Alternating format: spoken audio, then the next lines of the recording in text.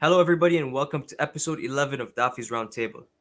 My guest for today is someone I consider the Uncle Snoop of the reptile world. Apart from having an extremely interesting collection of his own, my guest today is the host of 4 reptile podcasts and the designer of the Herpetoculture magazine. As I said earlier, this man is doing everything. I'm super excited for today's episode, so without further ado, everybody please help me welcome Justin Smith of Palmetto Coast Exotics. Hello, hello, hello. What up? How are you? I'm good, man. Thank you for coming on, first of all. Absolutely. I know we've been trying to make this happen for a minute. So Yeah, I mean, you're like I said, you're recording how many podcasts? You're probably recording every night anyway. So no, thank you for I mean taking a it. night off. Yeah. It's not as much as I guess people think. I don't know. It's just consistency. Like we do them on the same nights every week. So maybe it seems like because we're cranking out stuff so often, it seems like there's a lot more going on. But And you are yeah. recording them all live, other than the Herpetoculture podcast, correct? So Snakes and Stogies is the only live one we're doing. It's the only live one. Okay. THP, Chondrocast, Corn Stars, those other ones, those are pre-recorded. So Okay, awesome. So I do want to ask you like how you got into reptiles and all of that, but since we're already talking about the podcasts, you mind if we run through them each one by one? So like yeah, obviously we got to start with the Herpetoculture podcast. That's the one I first discovered, and actually that's is the original. probably my inspiration for starting this show myself. So I obviously know what it's about, but could you maybe tell people what it's a little bit about what it's about, what you guys talk about on there, and how it started, maybe? Yeah, so that one was that's the first podcast that we started. Me and Jacob Bratz, who was of Longleaf Reptilia, was formerly JLB Morelia.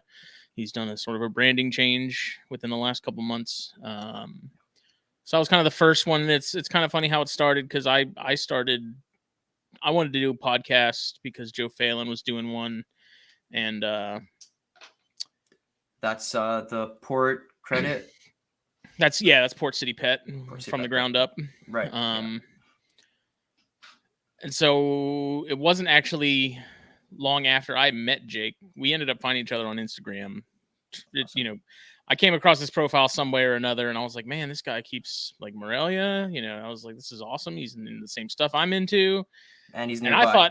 And I thought maybe he was up the coast or something in Charleston, or and it turns out he's literally like 20 minutes across town. That's awesome. It's kind of, I'm not really one to sort of buy into the whole like fate or destiny kind of thing, but it was awfully coincidental that we like the same stuff in the same, because our town isn't very big. It's not a big place. It's not like a major city or anything like that. So not a lot of reptile keepers around.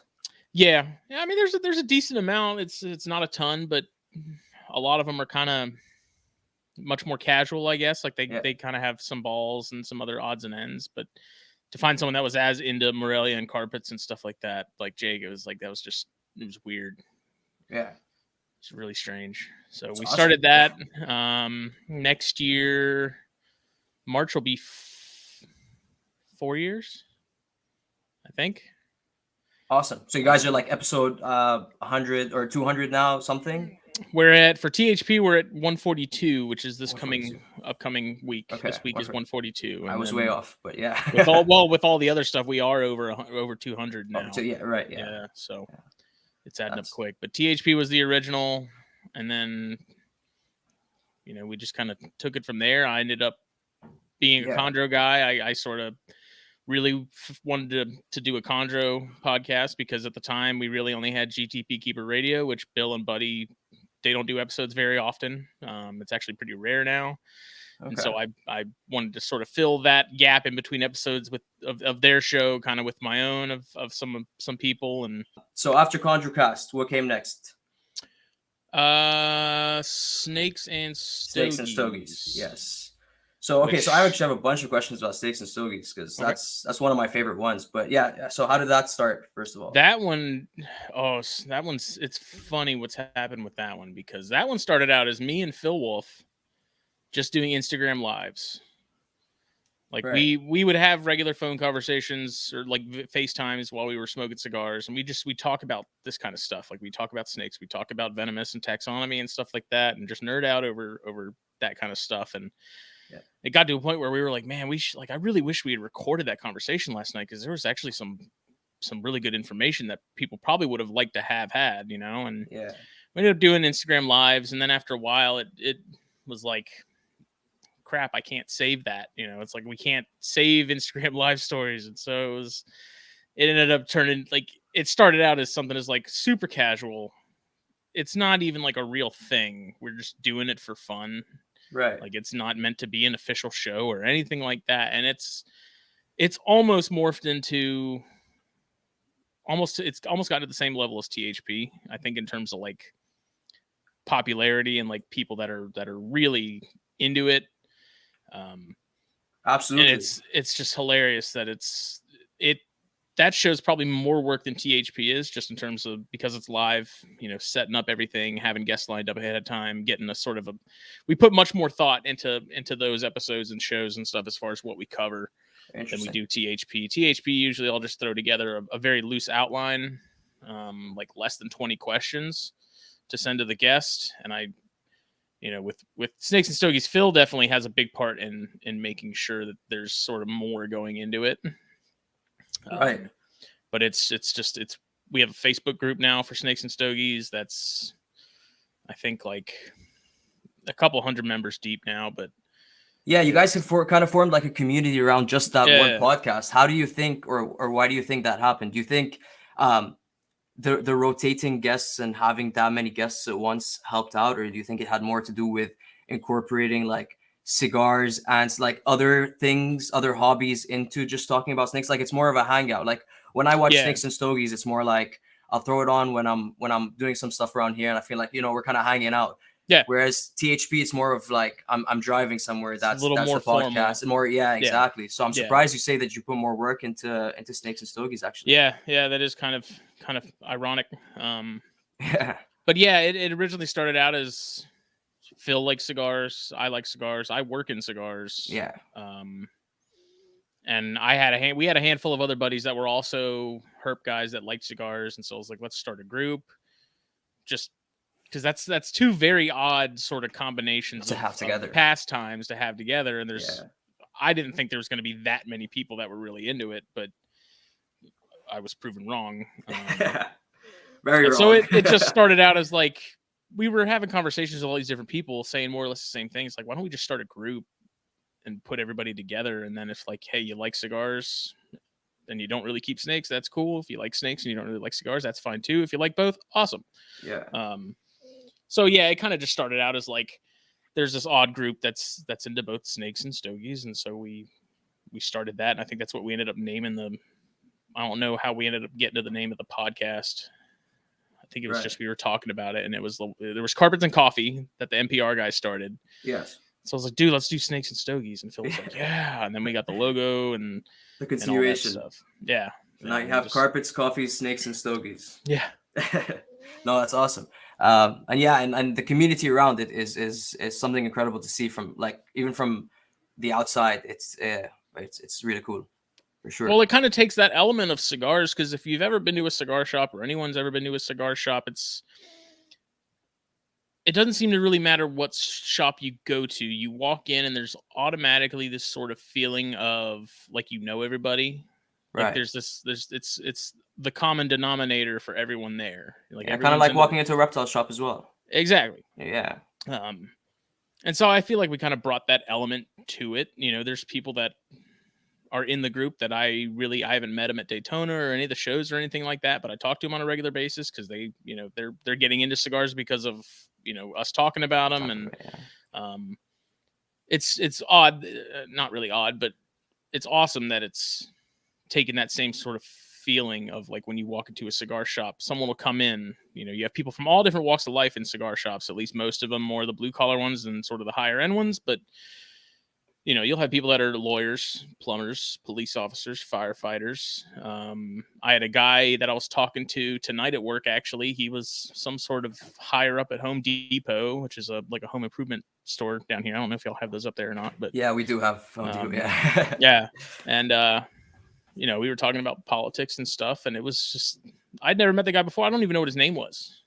Never even Right. gave each other's names, but we just, we had like a 30-minute conversation about sort of politics and what's been going on down here. And it's just one of those things that seems like such a rare thing now. Yeah, especially with social media, 100%. Especially with strangers. You don't really. But because of social media. Aside from like bars, there's really nowhere you can just walk into somewhere, sit down, and start having a conversation with someone. Never know their name. You'll probably never see them again. No, that's right.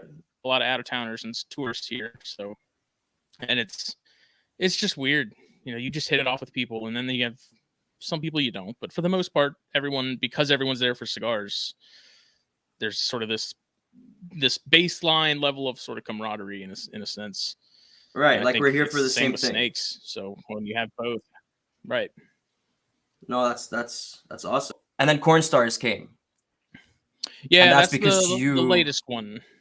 Yeah, it's very, very recent, right? Just a couple of months now. Yeah, we've only done 2 episodes, and we've been kind of slack about that. So that one's kind of interesting.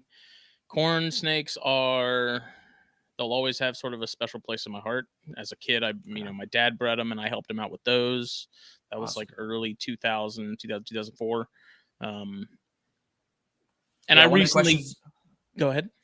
Sorry, one of the questions I had here actually was, I've seen you sort of, when I first started listening to THP, you were kind of all about Morelia. I'm not keeping anything but Morelia. And now you're kind of making the switch to colubrids. So maybe like 2-in-1 answer. Why did you switch to colubrids, and then why the Corn Stars podcast?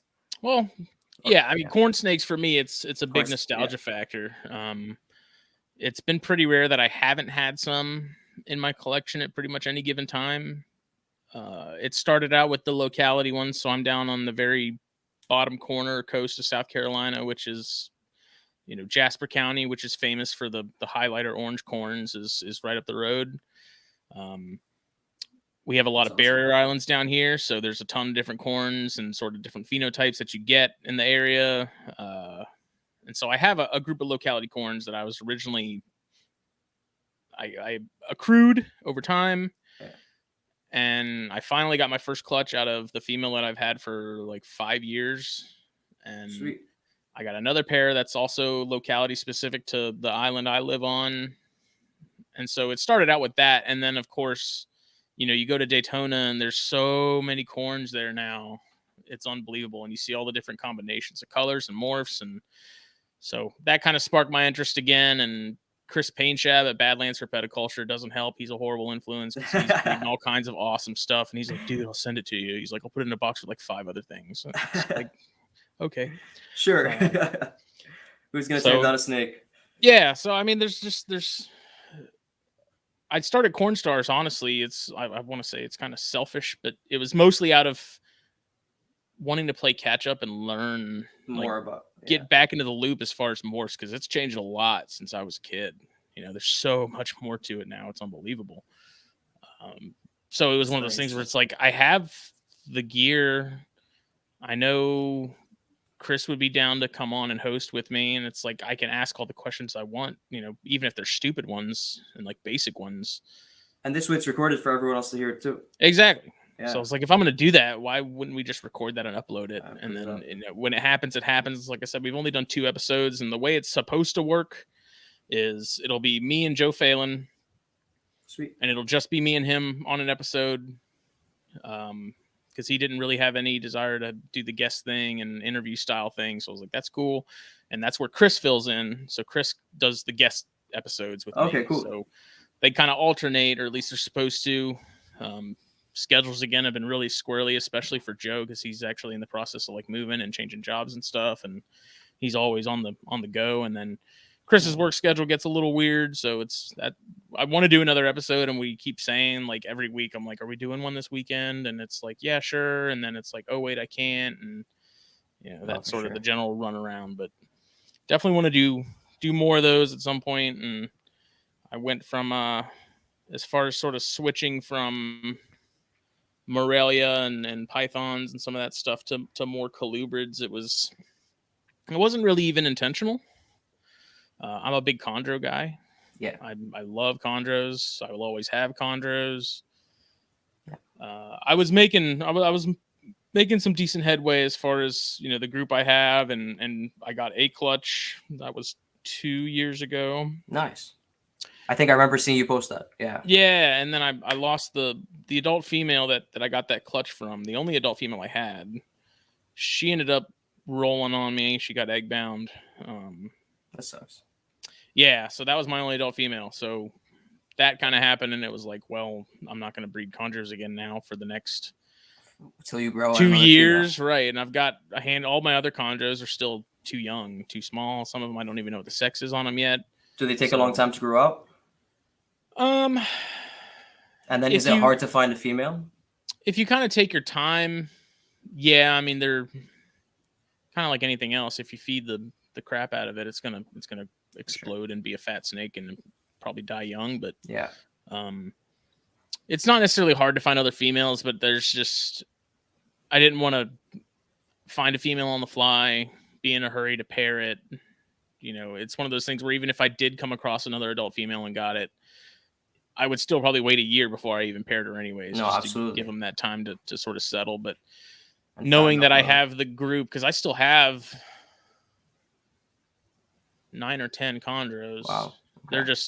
They're either adult males or almost full adult males, or they're just too small and unsexed. So is it just more common to see males in that species? Because like I think Lichianus, I believe it's the Lichianus gecko. I believe it's more common to see females, for example. Like if, the breeder's always looking for like a male, and it's tough to get a male. But is that a thing for chondros? Is it just tough to find females, or I don't really think so. I think it seems to be pretty evenly split. The females definitely seem to sell faster from the looks of it. Like adult females, especially, those get snatched up real quick.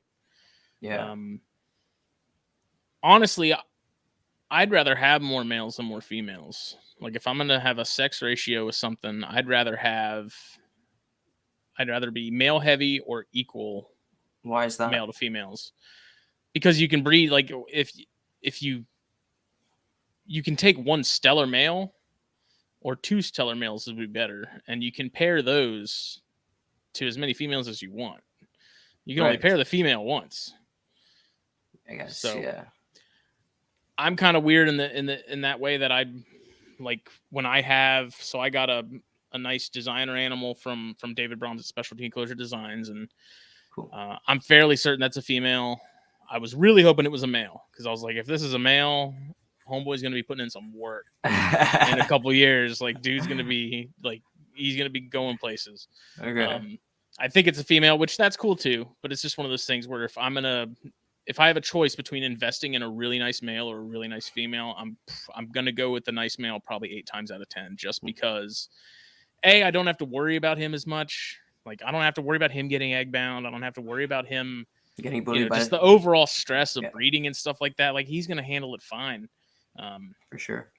So no, that makes sense. Yeah, you want the genes to be in the male, not the better genes to be in the male, so you can spread it to more females than having a nice female. I either want to be male heavy or I want to have equal ratios. But being female heavy, that's not a horrible thing either. It's just out of personal preference, really. And it's one of those things where sometimes, if you have a single male and multiple females, that male may not get the job done. I tried pairing a 2-year-old Biak male to that bigger female before I put her back with the original male, and he was clueless. Like, I left him in there for about 48 hours or so, and he did nothing but cruise and pace, and he wanted nothing to do with her. No, and so it was one of those things where it's like, man, it's a good thing I have other options, because if I had just got that guy and put all my eggs into that basket, I would have been pretty irritated and probably would have been on the hunt for another male on the fly. Exactly. No, and then it comes down to, I guess, quality over quantity as well. If you have more females, you're gonna be producing more and not really caring about like specific like trophy animals, trying to raise the best animal possible. And even in chondros, though, man, I'm convinced an ugly one doesn't exist. They're all awesome. I've heard you say this before. Yeah.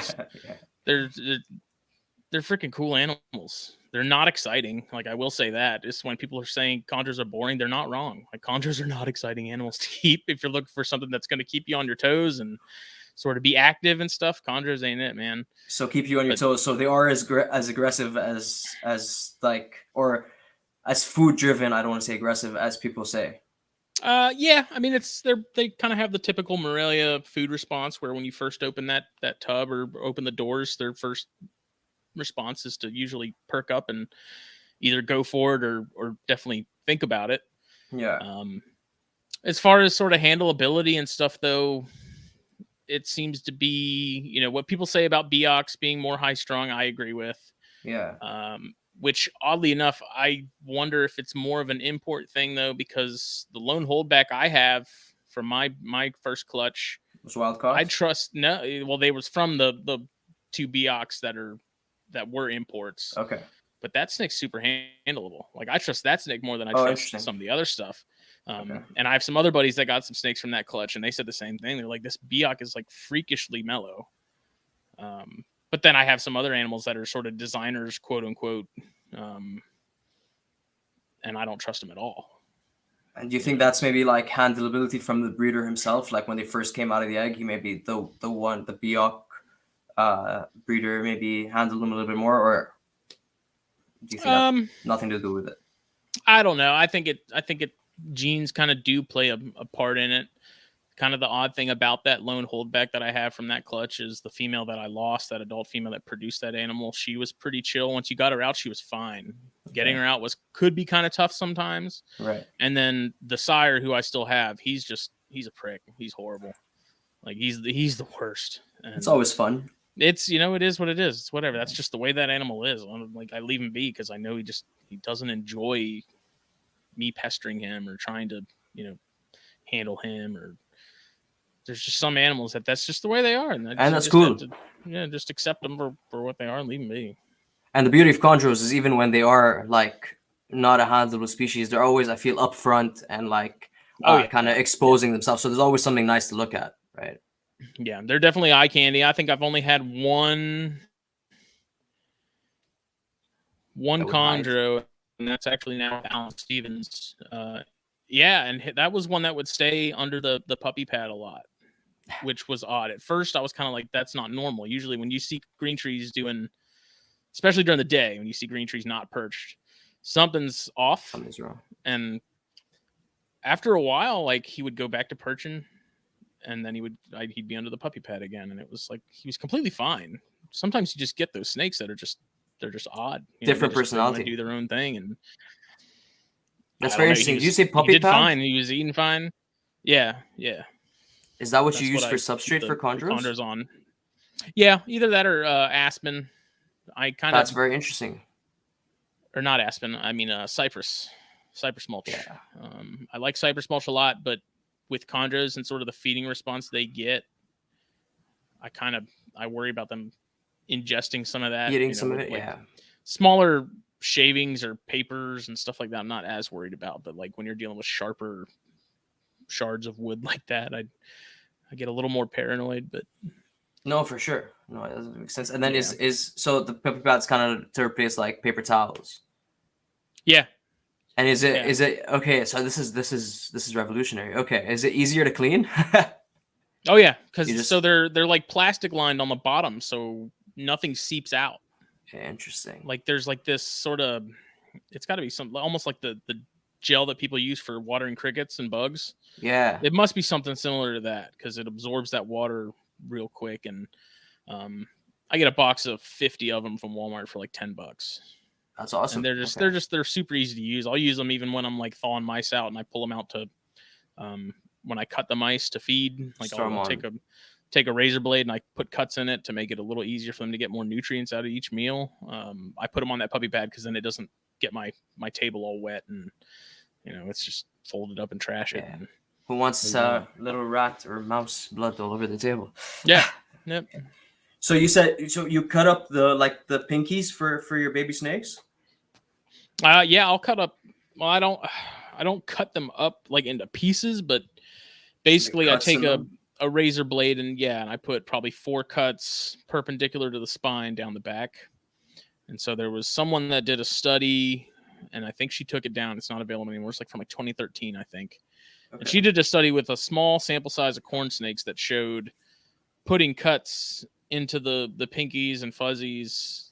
There was just an unbelievable growth spurt in those animals that got that compared to the ones that were just fed normal thawed fed, nothing done to them.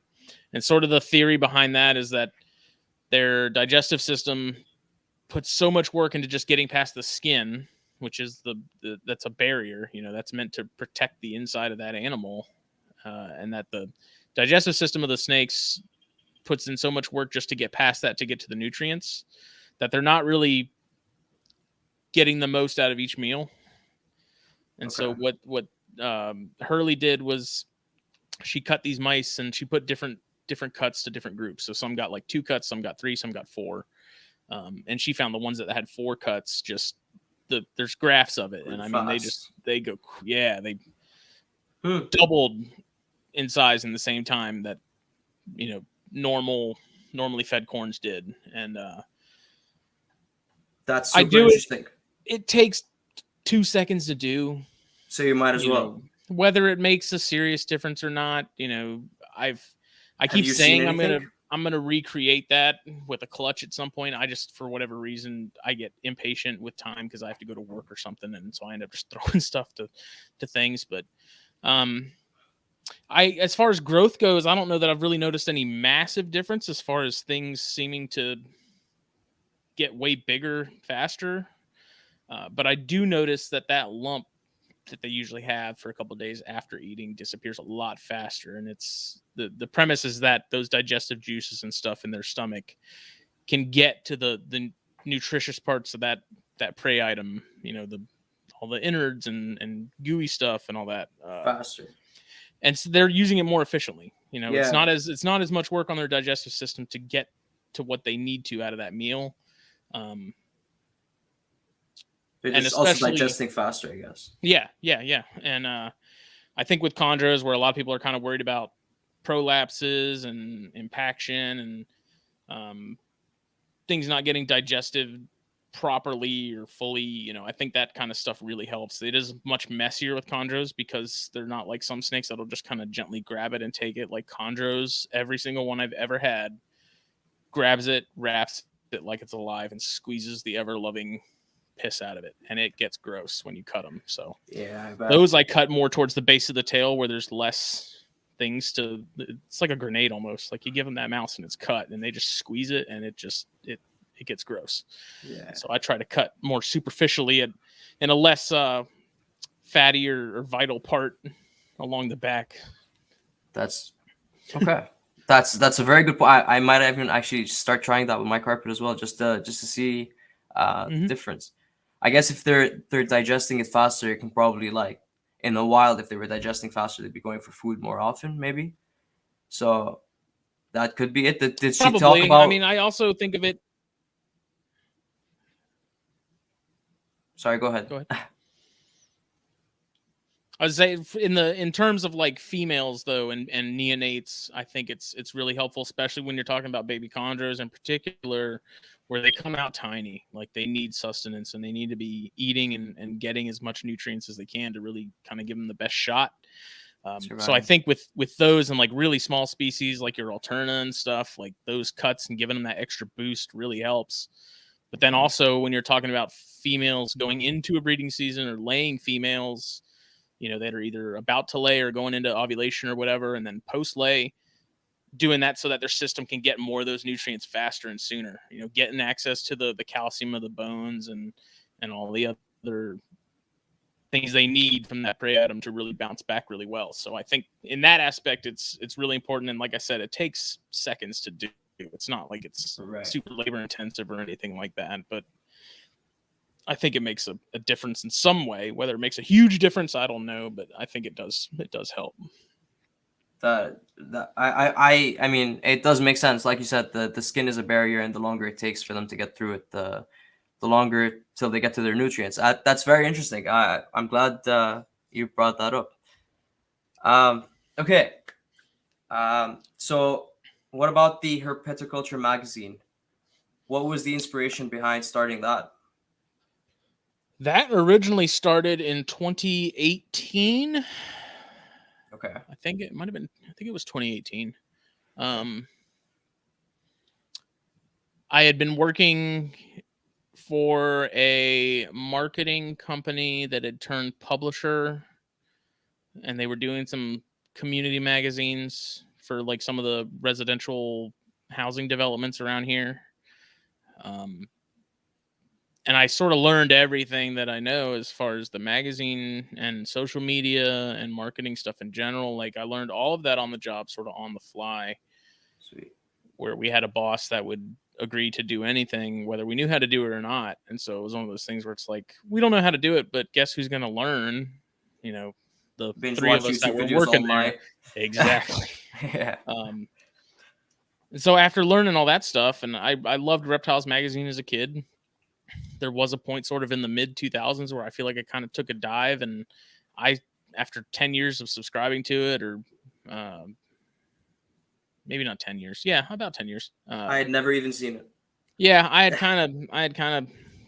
stopped reading it really. It seems like it's gotten a lot better. I need to get a subscription to it again because some of the covers and stuff I've seen, it looks awesome. Like they're really kind of diversifying again. It seemed like it got to a point where they were sort of just covering the same stuff on rotation. Okay. But I was like, I know how to do this stuff now. Like I'm gonna take a crack at doing it, and then sort of following that same model that I was doing with the job I was working at the time. Originally, I was doing it by myself, and that's why it kind of got shelved. That was in 2018. Yeah. Okay. Yeah, and then in 2020, yeah. Billy Hunt of Uwabami Reptiles, one of my good buddies, came to me and said, "Hey man, if I help you out, will you bring that back?" And I said, "Sure." And at the time, like I had switched jobs, I wasn't there anymore. And the big problem was with me shelving it was I'd be at my computer all day at work, and then I'd have to come home and do it some more. And so it kind of it's one of those things where like I really don't want to look at my screen any more than I absolutely have to. Yeah. I switched jobs, and now that was when I started working in the cigar shop full time, and I was able to do that stuff while I was working there.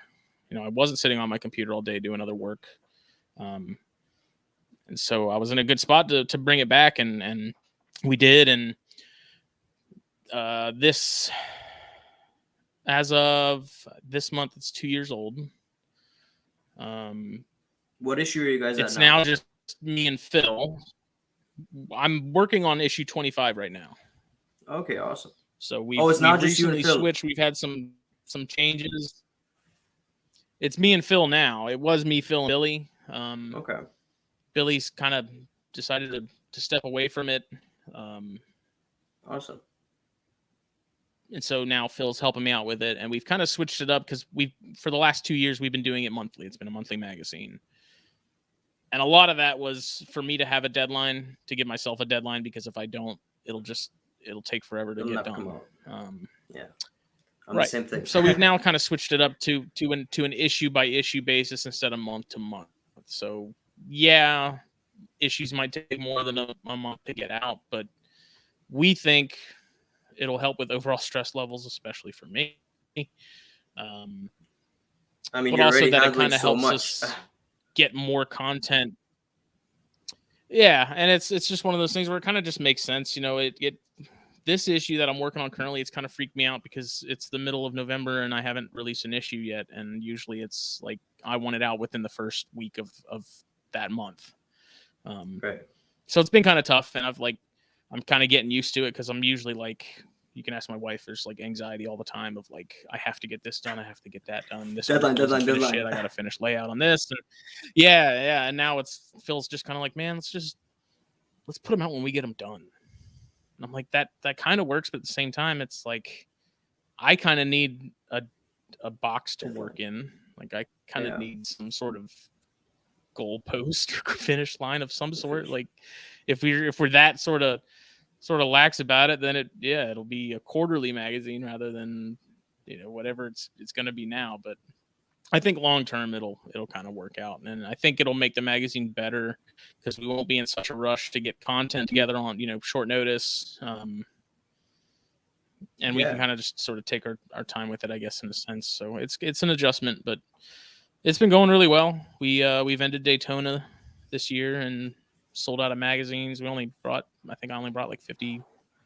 Did you go specifically to sell magazines? Sold out of all of them. Or did you have snakes on you as well? Yeah, we had a booth for the podcast and the magazines. Oh, okay, cool. Wow. Okay. We I would Billy love to go to bought two Daytona. tables.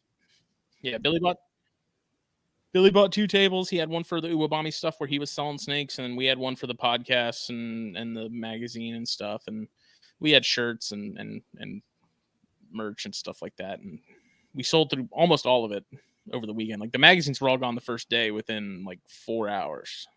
So That's awesome. that was surprising. We really weren't sure what to expect. So I it think was a seeing good. them as hard copy, it makes it easier to buy than just buying it Mhm. online. Yeah, that's very cool. So, and then do you And like I said, I took that business model of what I was doing with the marketing place I was working at, the publisher, right? where so it's the magazine is completely free digitally. Like you can go online and you can read every issue Yeah. whenever you want. They will always be free digitally.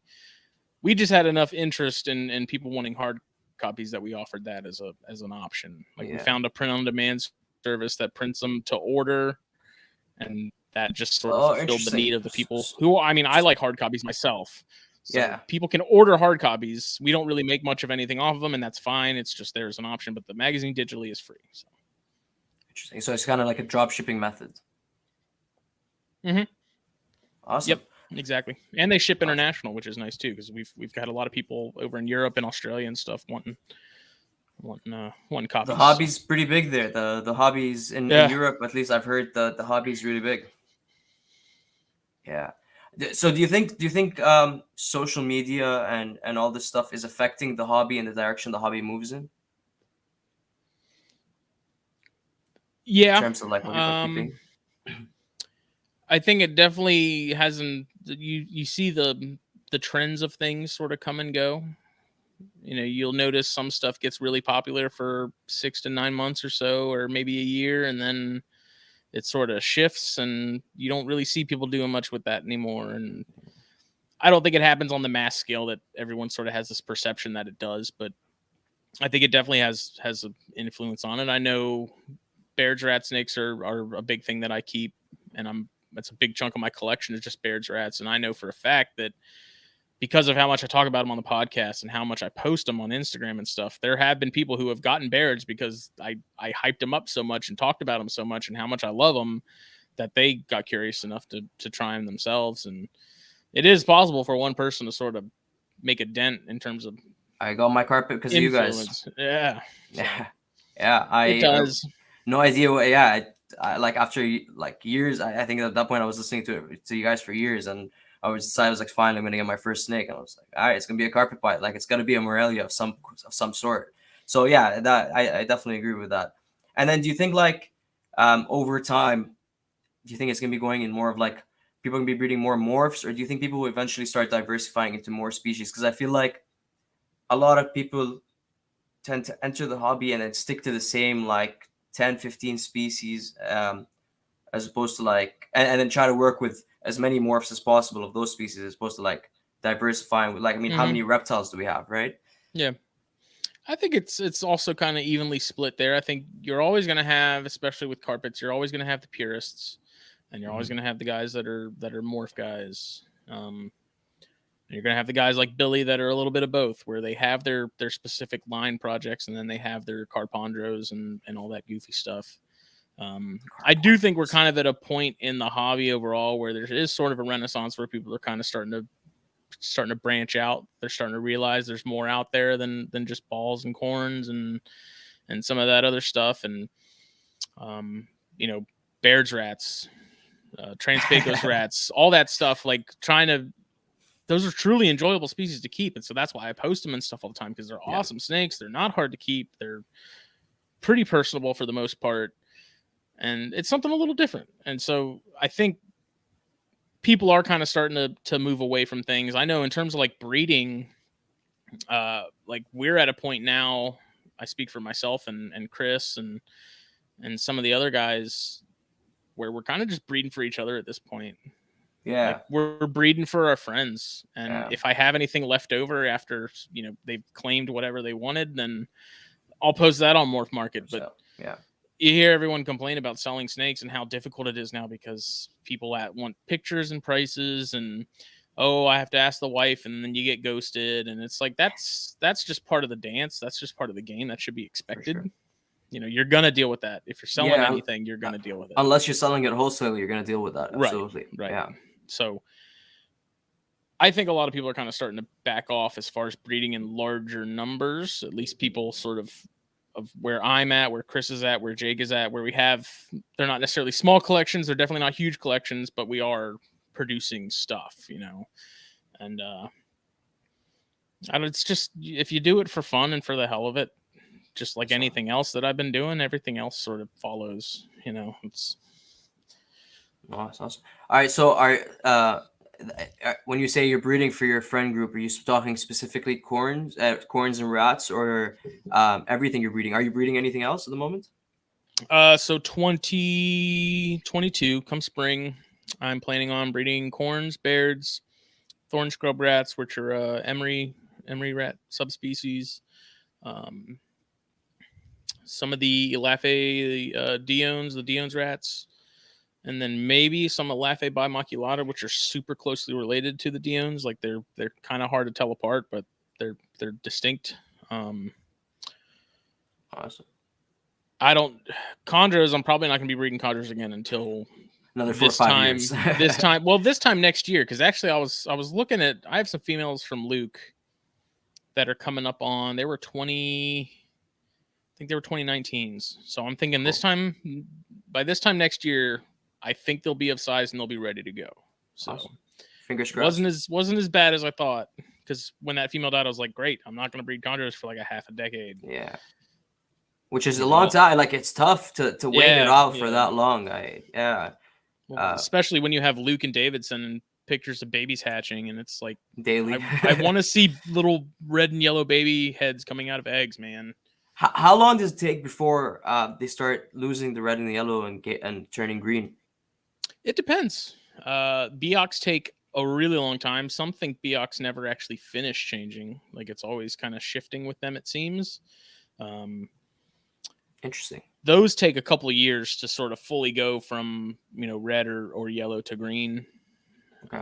Some of the designer stuff that I've had, you know, they'll be yellow for a year or two, and then within literally a week they'll go from yellow to green and blue. Yeah. Okay. Like, you'll wake up each morning and it'll be a little more green than it was the day before, and I love taking the progression pictures of that. Like, each morning waking up, taking pictures of it, and then sort of seeing them on like a camera roll sort of thing of the transition of it. The green kind of creeping up. Yeah, it varies. You know, it depends on the animals, and some of them you'll wake up and they'll be a completely different color. Like, it doesn't seem to be uncommon that you wake up and that, you know, an animal that was yellow the day before is now almost completely green. In like 12 hours. That's crazy. Yeah. That's crazy. It's strange. Very interesting. Okay. And then another thing that I hear you say all the time, as you've been saying for years, and then it is I'm done keeping anything with legs. I'm going to stick to snakes from now on. But recently... that was a lie. Yeah, recently you got some Aki monitors. I did, and I love them. Yeah, I love them too. They're a very cool species. How's that going? They're awesome. Yeah, what changed your mind into getting them? And what's the plan? Oh, so Alan Stevens, who's in California, he's under Origins Reptile. He is a big monitor guy, especially Odatria, so he loves the smaller monitors. Cool. He's got Kims, he's got the Akis, he's got Tristis. I like Kims. He's got all kinds of cool stuff. And so I mentioned at one point how much I really wanted Akis as a kid. Like, that was one of the species as a kid that I wanted so bad and never got. And he's like, dude, send me your address. And I'm like, I don't have anywhere to put those. Like, no, like, those need bugs and those need lights. And, you know, I bred cresteds for a couple of years, and I was like, these are fun, but I want to go back to snakes because they spoil you, because they're so much easier to deal with, especially in larger numbers. And then I got dart frogs and did dart frogs for a couple of years, and I love those, and I do miss those, but I don't really miss fruit flies? Waking up. Well, not necessarily fruit flies themselves, but waking up and realizing that a culture crashed, and that was one of two cultures I had, and the other one isn't anywhere near ready. And if I use it, that one's done too. I have to keep around 15 cultures right Yeah. now. Yeah. I miss, man, if I was going to keep any of those, though, I'd go back to Ranitame in a heartbeat. Those were Which the ones? most fun, The any of them. Vanzolini? Oh, any of them. I Okay. loved my Vanzos. I loved my Variabilis. Okay. I had some Imitator Verideros. I loved those. Awesome. Really, any of the Ranitame stuff, man, that was my Yeah. jam. There's just something I'm about working with having Vanzolini. tiny. Love Yeah, them. those were fun. Yeah, I need to get more Ranitomeas. I agree.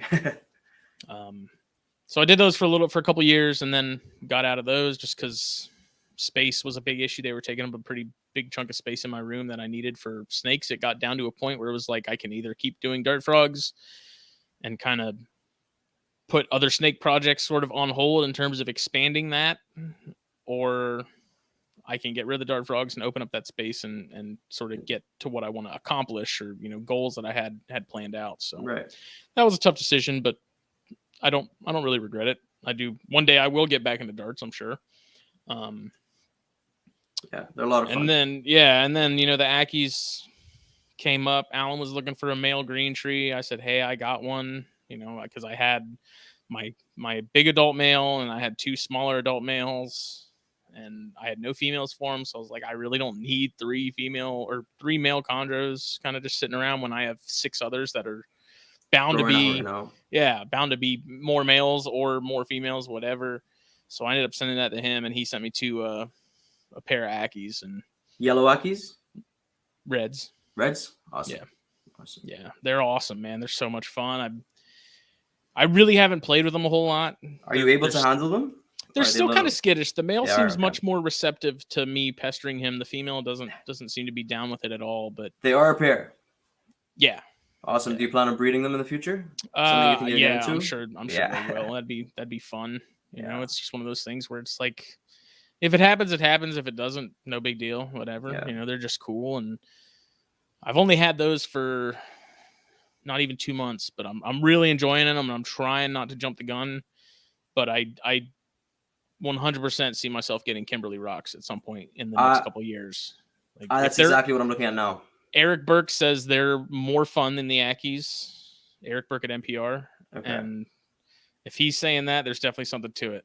Yeah. He's like, if you like the Aggies, you'll love the Kims, because the Kims are even more trusting, and you go to the front of the glass and they come up and they come out, crawling on you and trying to figure out what you got for them. And there's a monitor breeder about like an hour and a half from where I am, and we took a trip to visit him the other day, and the only thing he pulled out, like, we saw all the monitors and everything, but the only thing he pulled out was the Kimberly. Like, there was no hesitation. He pulled it out and like threw it at us, like, here, take, hold it. Like, I was like seriously, like, not even. Mm-hmm. It just sat there, didn't even move. I was mind blown. I'm also looking into getting them because the personality on it was incredible.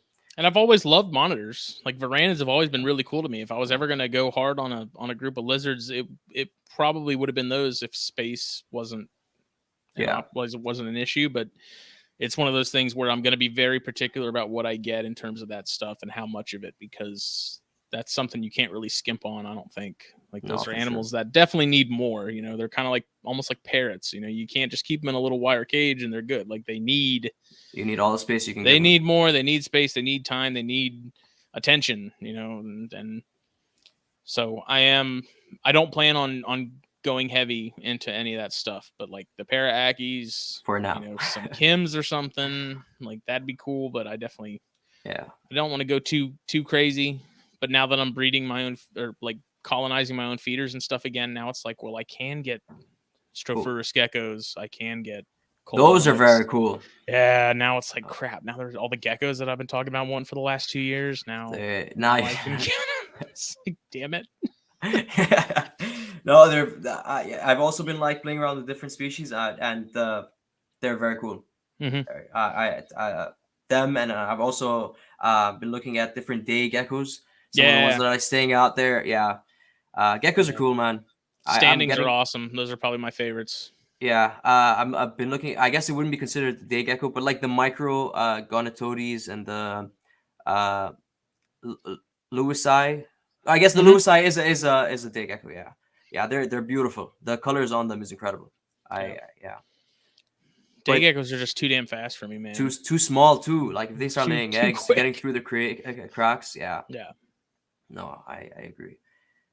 Jake did get some cave geckos recently from Chris. He got 4 of them. Nice. The Chinese cave geckos? Yeah, and they got, so Jake usually gets, I get all my stuff shipped to work because someone's always there, and Jake gets his stuff sent to work because I'm usually there. And so stuff comes in, I open the box to make sure everything's okay, and I pull out those cave geckos, and I was like, dude, you're only taking 2 of these home. Like, I gotta take 2 of these. They're just, I took them out and played with them. No, he said depending on what the sex ratio is on the group, I may get some. But Chris is also going to produce some more at some point. I'm sure if I say throw some in a box, he'll send them to me. But seeing those in person and playing with them, they were Chinese, so freaking cool. Yeah, man, the eyes on those things are unbelievable. They're very cool. I also saw the Baolingi cave geckos the other day. And those are the colors on them is also very cool. But there was a very small animal, so I didn't actually get to see what the Japanese ones look even more badass than the Chinese do. They look like Darth Maul in a gecko form, dude. I have not even seen the Japanese one. Hold on. Tiki's Geckos had some at Daytona the year before last, and I was like, that is the coolest looking thing I've ever seen. Japanese cave geckos? Yeah. Pretty sure that's what it was. Oh, yeah. Okay. I need to go to Daytona. I need to come down to the States just to go to Daytona, man. Oh, it's a blast. Yeah. And it goes on for days too, right? Like it's more than just a weekend? Yeah. Some people get there Thursday and stay through Sunday. Yeah. We usually get there Friday and then leave Sunday, but I think next year I'm probably just going to plan to stay until Monday and finish out that final day again if we end up vending. That's awesome. But it's a blast, dude. It's so much fun. One day, maybe next year, I'll come down for just the weekend. Or then the problem is I can't take any animals up, so I'll just be killing myself the whole time. Yeah. I just be like, I want that, but I can't have it. Like, no, it's but those some of those geckos that are coming, like they're becoming more popular now too. Like the Strophus that you mentioned earlier, I've been looking into getting them, and dude, they're like aliens. Yeah, literally, like the one especially. I don't know what subspecies, but it's like almost black spotting all over it with the yellow tail. I think that's the Tenacata. I think maybe not. Possibly, yeah. They're incredible. Like you said, aliens. And I'm seeing more and more people post them now, but I can't get my hands on a pair or I can't find them anywhere. There's not a ton of them down here either. I mean, there are, like, I do know some people that are breeding them, but even then, if you find some, like you go to Daytona and you're still looking at like $400 for one is cheap. Yeah. They're not inexpensive geckos. The Nephris, I don't know if I'm pronouncing that right. The knobtails are also, I don't know how much they go for in the States, but they're going for like $800-900 here. Yeah, that sounds about right, depending on the species. You know, Phil's all about those, and even talking to him, I've been tempted to sort of dip my toe into those too, but it's just one of those things where it's like I have to talk myself out of stuff because I just don't have the space. You know, I don't have anywhere to put any of this, and it's time for a facility. Yeah, that might be happening soon. That would be awesome. The wife approved a shed that I can convert. Nice. Like I'm gonna hopefully get a shed and insulate it and run outlets and stuff in it and you can do make it my own. Yeah, so it's awesome. Yeah, we'll see how that goes. Yeah. Have you ever heard of Stenodactylus? Yes. The dune geckos, the sand geckos. I think so. Yeah. Okay. It rings a bell. I'm sure if I saw them, I'd recognize them. Okay, I'll send you a picture later on. I just got some, and there's like not much information on them out there. So I was wondering if you knew someone I could maybe reach, or someone that was working with them that I could ask a couple of questions to. Yeah, I really would. If I'm gonna do geckos, though, it's gonna be Coleonyx. Like that's gonna be the first. Coleonyx is so that's the Bandit Geckos that we have in Texas and Arizona down here. See, that's what's how do you spell that? Sorry. If I try to say it off the top of my head, I'm going to sound like an idiot. If I showed you how I spelled it, Coleonyx. They're literally the U.S. version of a leopard gecko. Very far from what I spelled it at. Okay. Oh, these are very cool. See, what's nice about where you guys are is that you can go and work with native species. You can take them up, like you can pick them off the ground and just take them home. That's very illegal where I am. Really? I would love to work with like some of the garter snakes we have here with the blue lines on them. They're incredible, but it's you can't work with any native species or sell them or own them. So like there's like there's really no point. Yeah, you're kind of limited. You can't. Yeah, and then even very limited. Very, very limited. Actually, even the bylaws for legal species in the area, it's a joke. Like carpet python, anything, any snake over 6 feet, is illegal, basically. So you're. I mean, even ball pythons get up to 6 feet at some point, right? Jeez. Yeah.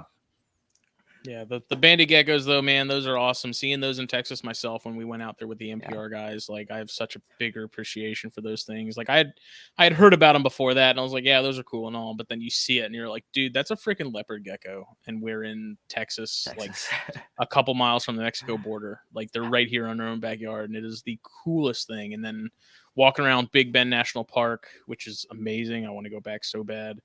In like the middle of the night. And finding them running around some of the bushes and stuff like that is just, they're so cool. How was that Texas trip? Oh, it was awesome, dude. Yeah, you guys just spent the whole time herping? Yeah.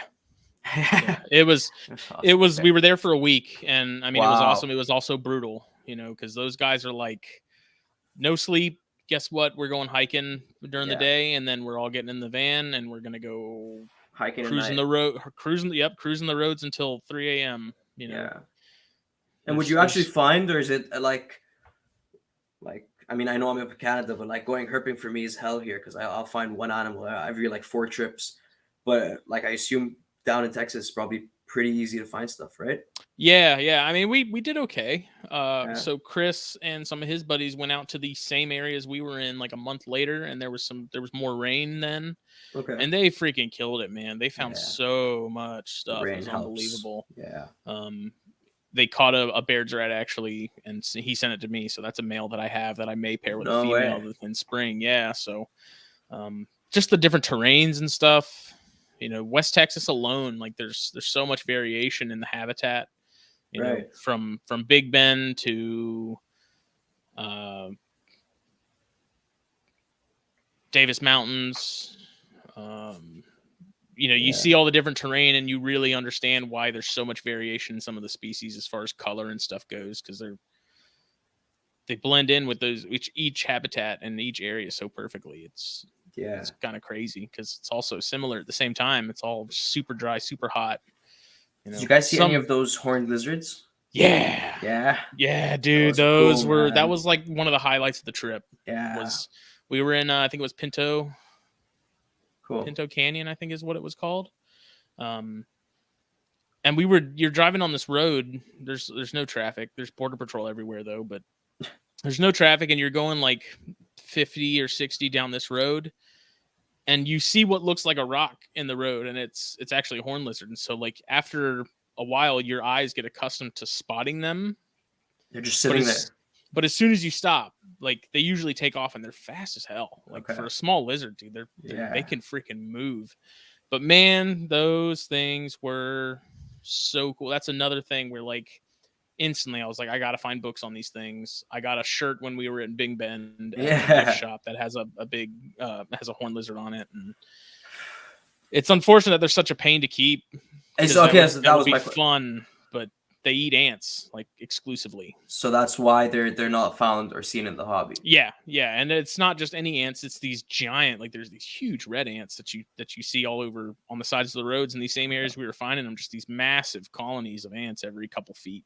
So you couldn't feed them like fruit flies or anything? No. Okay, interesting. Yeah, I guess the color red might be like a signal or something to them. Yeah, well, they need those, and they need a lot of them, and they need them regularly. It's not something you can only feed like once a week. Like these guys are probably eating almost from daily, that. I would assume from that heat. Fast metabolism from the heat. Absolutely. But man, they were so freaking cool. That's awesome. Is it true that they spray the blood from their eyes? Yeah, none of them did it when we had them. We had found a couple females that looked like maybe they had just laid some eggs because their undersides were all dirty and sort of muddy looking, like maybe they had just laid. So you were able to catch them? Yeah, we got our hands on a handful of them actually, and we take pictures of each one and then release it. Man, Dr. Julander burned the snot out of his arm on the exhaust pipe under the van because we got out the car to catch one, and I guess they see the shadow under the car, and that's where they go, and they none of our arms were long enough to fully reach it, and so someone would have to kind of scoot it to get it to shoot out one side, and there's like 4 adult men chasing around the van trying to catch this little tiny lizard, the size like of like 2 golf balls. Yeah, it's tiny. Yeah, but it's fun, man. But then I mean those little horns they have on them, like if you're not paying attention and grabbing them kind of quick, those things will jab you good. Yeah, are they're not like they're not soft. They're not soft. They're okay. It's like bone. Yeah, they look like they're bone from the pictures. Mm-hmm. And what's even interesting too is actually up the coast from me in the Charleston area, there's a population of them that was introduced back in I think like the 50s. Okay. It's Sullivan's Island is what it's called, and I think it's mostly like a touristy sort of vacation rental spot. But at some point, I would like to see if Jake will go up there with me and see what we can find, because that'd be fun just to see him again. We don't have those here. Those are specifically like a Western thing, and for some reason, this population on Sullivan's Island has been doing well for decades. And well, it's good because they are their native range is endangered, if I remember correctly. And there's a couple species that are you're definitely not supposed to mess with them. Yeah, the Dallas Zoo is currently breeding them and re-releasing them, so maybe that had something to do with that. Or it's very cool, man. I definitely need to come down to the States and go herping one day. That's and Daytona and and everything else. You guys have it better down there for sure. That was the first time I had been out west, man. It was like another planet, compared to here. Like we have snakes and lizards and stuff here, but it's nothing like out there. We don't have tarantulas here, and they have tarantulas out there. And did you see any cool tarantulas? Yeah, well, they're all a Phonopelma, which aren't anything terribly exciting. Like they're all pretty much brown or tan or some combination of the two. So I mean, they're really not anything like mind blowing, but seeing them in the wild was really cool, because there was a point where I was keeping a lot of tarantulas and a lot of scorpions, and so of course me and Phil, being kind of the two bug nerds of the trip, we'd find a Phonopelma and we'd be like showing it off, and I'd try and find grasshoppers and like throw it to them and see if they'd grab it. And did any of them grab it? No. Usually when the light hit the their little hole, their little burrow, you just see legs. They just kind of tuck disappear. back. Yeah, that's interesting. They were cool. Are you currently keeping any tarantulas or scorpions? Not at the moment. No. My wife is not a fan of okay. either, and that's another slippery slope, man. Like you get one, you end up getting like 20, and because you can keep so many of them in such a small amount of space, it's dangerous. Yeah, it's just like dart frogs. Yep. Just like, especially like Ranatomea. Yeah. That's true. They are very cool. I've been looking into them a lot more recently, and they're fun. They look very cool. And the Hottentotta scorpions that are like parthenogenic it's just blowing my mind. I need to see that happen. Like, so maybe one day I enjoyed the communal species a lot. Your Centroroides, all your bark scorpions. I kept some Titus. Was this before all the reptiles, or like at the same time? There was a point where I had maybe like 1 or 2 snakes, but everything else was inverts. Like I kind of went through a phase for a period of time where I was really hyper focused on inverts. That's awesome. But they're fun, man. That's another thing that I'll always have a soft spot for. And one day, maybe, I will get back into that stuff. I don't think it's going to be anytime soon, but I did enjoy them when I had them. Yeah. Yeah, that's awesome. Okay. I think that pretty much covers most of the questions I had for you. Cool. I do have one more like closing question before I let you go. Okay. Do you have any advice for people looking to get into podcasting, specifically in this niche? There's not a lot of podcasts out there for reptiles, and out of like the few that are out there, you're involved with like most of them. So who better to ask this question to, right? Consistency. Yeah. Is going to be the big thing. It's when me and Jake started, I think the best way to do it is to not have any sort of preconceived notions about don't have any expectations.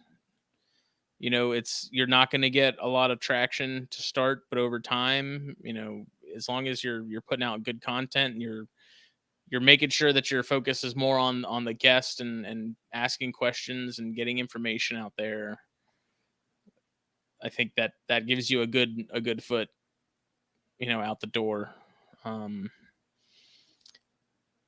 Yeah. My thing is with every episode that we're doing is like at the end of each show, it's like, do I feel like we actually brought something to the table? And some episodes, they're not all going to be awesome. They're not all going to be zingers. Sometimes, I mean, the Snakes and Stogies before yesterday's, me and Phil finished and we were like, what the hell was that? That was horrible. That was so bad. Like we didn't cover anything. Like it was just us babbling for like 2 hours. Yeah. And of course people are like, no, man, it was good. Like I really like, X, Y, and Z. And like, okay, someone got something out of it, but it's basically like making sure that you're giving something. You want people to get something out of it.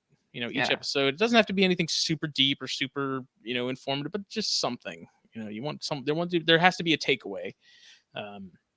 Absolutely. And then it's definitely a big thing for me too, is being fairly particular about guests. We're all of us at the network are pretty adamant about not giving free handlers and sort of the sensationalized guys a platform. So being sort of picky about guests and quote unquote selling out, don't get the guys with the huge followings on just because they have huge followings in hopes that maybe you'll capture some of that. It's do good.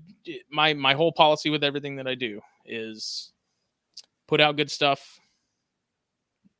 do it for the hobby and not yourself necessarily, and everything else will fall into place. Everything else will follow.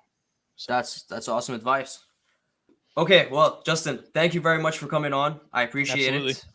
We didn't get a chance to dive into all the other. That just gives you an excuse for another one. That's basically what I was trying to say. Yeah, so hopefully you'd be down to come back and do a deep dive on like chondros or something. Like I said, I love doing this stuff, man. I'm always down to talk about this stuff. Awesome. Yeah. Can you let everyone know where they can find, or the many places they can find you? I'm not a hard man to get a hold of.